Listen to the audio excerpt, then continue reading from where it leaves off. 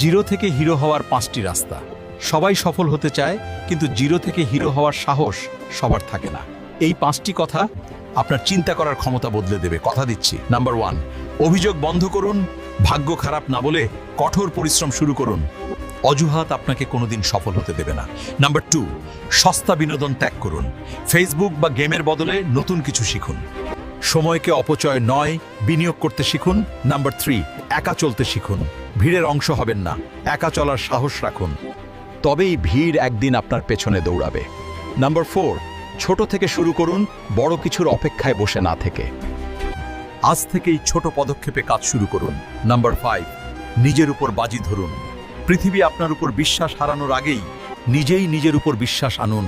এটাই যে তার আসল অস্ত্র। বন্ধু, ভিড় থেকে বেরিয়ে নিজেকে প্রমাণ করার সময়। এখনই যদি আপনিও সফল হওয়ার শপথ নিয়ে থাকেন, তবে কমেন্ট